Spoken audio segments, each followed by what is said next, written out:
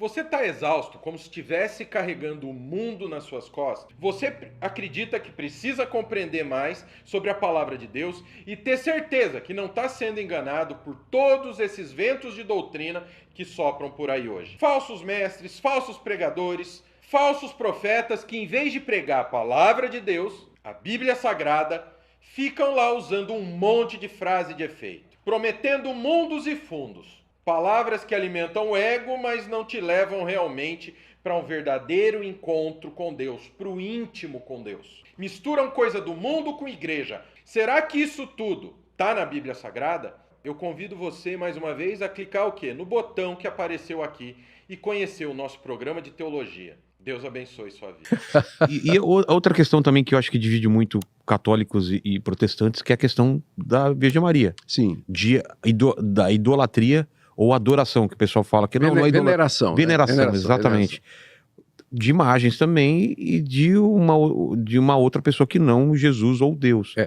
E aí? Aí é uma divisão também, né? É uma divisão, e isso aí começou no Concílio de Éfeso, no século IV, que não era nem sobre Maria. Não era sobre a pessoa de Jesus. Os arianos estavam negando que Jesus era divino. E aí Quem eram os arianos? Ário era um presbítero que era muito influente naquela época, e ele veio com essa ideia. Como é que explica que Jesus pode ser Deus e pode ser homem ao mesmo tempo? Ele tentou resolver o mistério, lembrando do que a gente falou pouco tempo atrás, né? Ele tentou resolver o mistério anulando a divindade de Cristo, dizendo que Cristo, na verdade, ele não era divino, ou era de uma divindade inferior, mas ele não era o próprio Deus.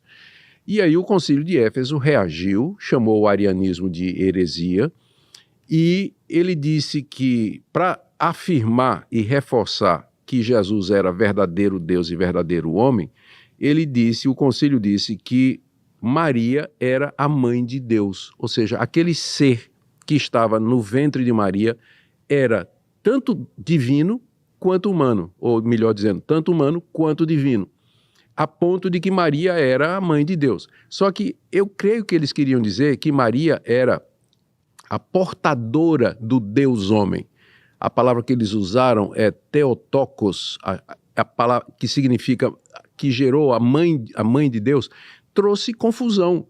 Porque Maria não é mãe de Deus. Deus não é gerado. Ela é a portadora. Ela foi aquela que foi escolhida para, no seu ventre, ter gerado o Deus homem, o Espírito Santo ter gerado o Deus homem no ventre dela. Então ela é a portadora, mas não a mãe de Deus. Então, como resultado de uma má interpretação disso aí, não demorou que surgissem as primeiras catedrais em homenagem a Maria e que o culto a Maria crescesse de maneira desenfreada. Hoje em dia... com imagens aparecendo. Imagens e todo esse tipo de coisa, né? Hoje em dia você vê muito... Eu creio que muitos católicos são muito mais devotos de Maria do que do próprio Jesus. E eles acusam os protestantes de não gostarem de Maria. Isso não é verdade. Maria era uma mulher piedosa, era uma jovem judia, escolhida por Deus para ser a portadora do seu filho. E nós a vemos como isso, mas nada mais do que isso. Tem nada na Bíblia. Por exemplo, os dois últimos dogmas do Vaticano, que Maria nasceu virgem.